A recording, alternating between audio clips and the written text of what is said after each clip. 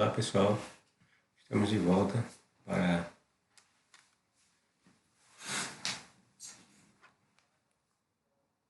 discutirmos com vocês uma passagem que envolve o profeta Elias, um dos profetas mais comentados no Velho Testamento. Elias e os corvos. A Bíblia diz que o profeta Elias teria sido alimentado com carnes por corvos no deserto, quando fugia da rainha Jezabel, que tentava matá-lo. E há de ser que beberás do ribeiro, e eu tenho ordenado aos corvos, os corvos que ali te sustentem. Foi, pois, e fez conforme a palavra do Senhor, porque foi e habitou junto ao ribeiro de Querite, que está diante do Jordão. E os corvos lhe traziam pão e carne pela manhã, como também pão e carne à noite, e bebia do ribeiro. Essa é a passagem que mostra que o Deus hebreu ordenou que Elias se escondesse lá num local, no deserto, e que eles receberia porções alimentares fornecidas por corvos.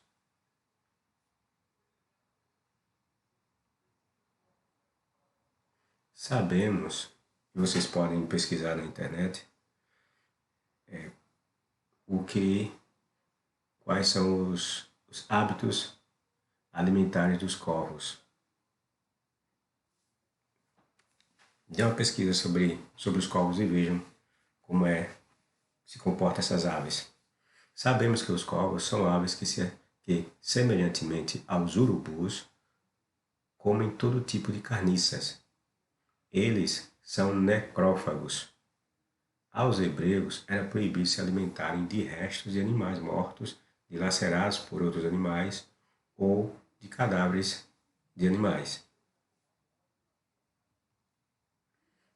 Essas carnes aí para o hebreu se tornariam impuras. E se eles tocassem ou bem se alimentassem desses alimentos, ele se tornaria impuro e pecaminoso. Não comereis nenhum animal morto, porquanto és povo santo ao Senhor teu Deus. Deuteronômio 14, 21. O corpo morto e o dilacerado não comerá. Essas eram as ordens. São vários textos que falam essas mesmas proibições de o hebreu não comer nem animal morto, nem dilacerado, porque o contaminaria se eles o fizessem. Os corvos também eram considerados animais impuros pela lei dos hebreus.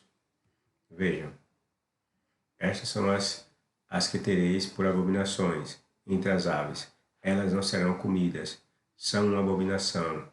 O vultur, o quebrantoso e o alieto, o milhafre, o falcão, segundo a sua espécie. Todo corvo, segundo a sua espécie. O corvo marinho, Levítico 11, 13 e 17. Ou seja, esse tipo de aves eram proibidas no cardápio alimentar dos hebreus, como também era proibido servir desses animais como oferenda ao Deus hebreu. Eram animais considerados impuros, abomináveis, imprestáveis.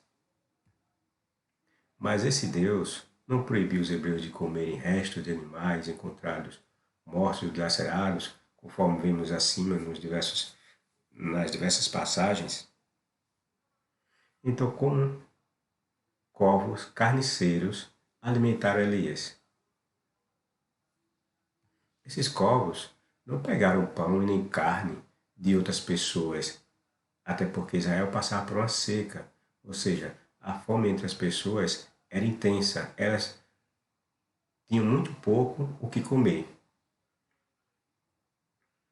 E não iam deixar alimentos ou carnes e bebida expostos para que outros animais, do tipo corvos, fossem e pegasse esses alimentos, né? Já que elas tinham tão pouco, elas não seriam tão descuidadas assim.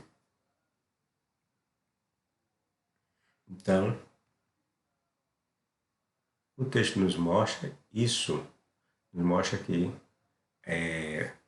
a terra de Israel passava por uma grande fome, porque o próprio Elias, ele tinha determinado que não ia chover naquela terra.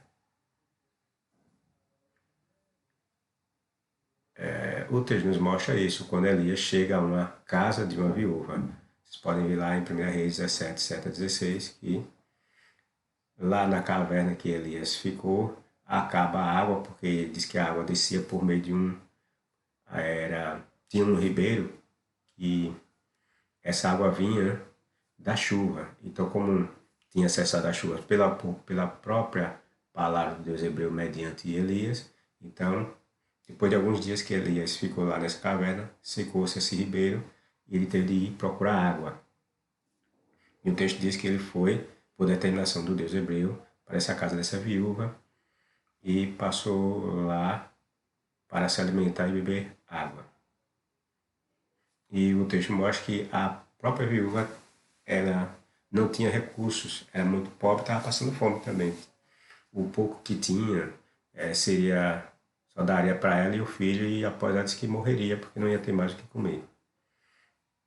Mostrando que todo o povo estava passando por necessidade, muita fome, e nessa situação, e nesse ponto, ninguém ia expor alimentos para que aves como corvos fossem pegar esses alimentos para levar para Elias.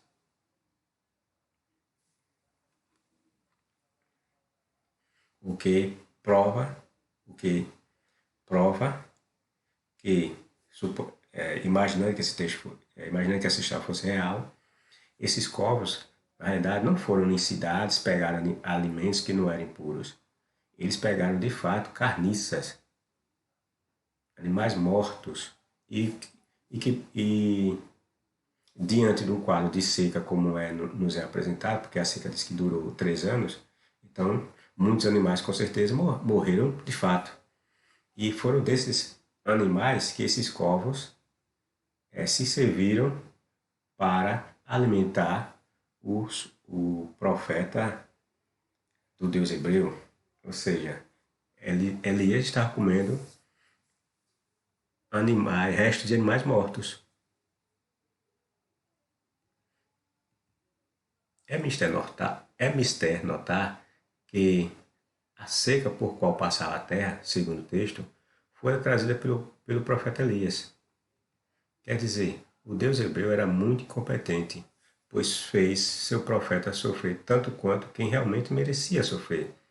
Porque a intenção, segundo o texto, era castigar a terra por causa de Jezabel e dos seus profetas, adoradores de Baal, e que o povo também tinha se contaminado com essa adoração. Então, o Deus hebreu, quando trazia essas pragas, maldições, ele não fazia distinção se a pessoa merecia ou não.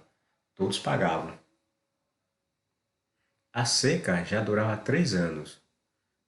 1 Reis, capítulo 18, versículo 1, nos informa. Esses corvos certamente estavam levando restos de animais em putrefação para alimentar o profeta. O hebreu, servo de Javé, estava comendo carniça.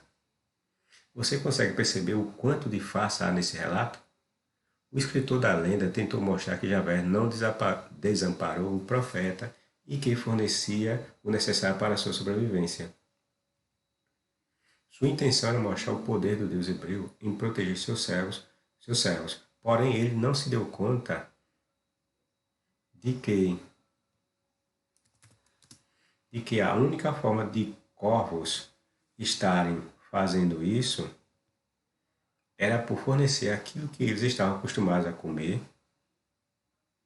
e a fornecer as suas crias. Ou seja, os corvos estavam fornecendo carniças ou restos de animais para Eliseu, para o profeta Eliseu. E isso violava a própria lei do Deus hebreu, que proibia que os hebreus se servissem desse tipo de alimento. Lenda é assim, ela sempre vai criar uma situação anormal que entrará em choque com o restante de sua própria narrativa. Por isso esse descompasso entre a lei, o que a lei determinava, proibia essa alimentação, e o próprio hebreu violando essa lei por se alimentar de alimento advindos de animais mortos. É bom lembrarmos também que essa seca mencionada, que supostamente teria sido obra do Deus hebreu para castigar a terra de Israel, não foi obra nenhuma de Javé. Quem diz isso é o escritor do conto, que, como era um hebreu, acreditava que secas, fome, guerras, pestes e todo tipo de miséria eram obras dos deuses. É o escritor que interpreta essas coisas como sendo ações dos deuses, em particular do seu Deus, Jeová. Quem escreveu essa lenda imaginava que as secas de sua terra era ação de Javé. Entendeu? Como nós vemos, eu fiz um texto falando sobre a terra de Canaã, que os textos dizem que ela era a terra que mana leite e mel. Então, lá eu falo que essa terra não é nada uma terra que manava leite e mel, porque nós vamos ver em diversos relatos a terra passando por diversas secas e as pessoas sofrendo em virtude dessas secas. E muitos desses relatos mencionam que é por intervenção do Deus hebreu.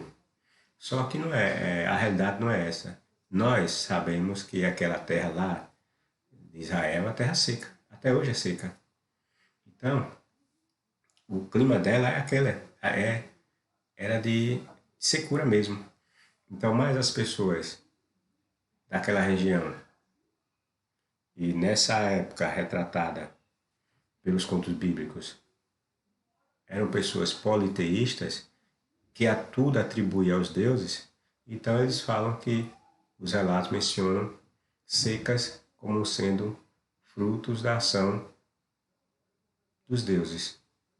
Tudo coisa da imaginação das pessoas, que por ignorância atribuir essas ações ou eventos da natureza aos deuses.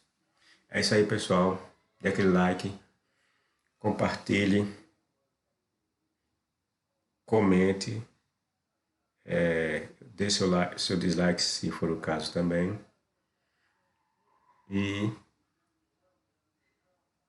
acione ou clique no sininho para receber novas notificações de novos vídeos que eu vou publicar ao longo do mês.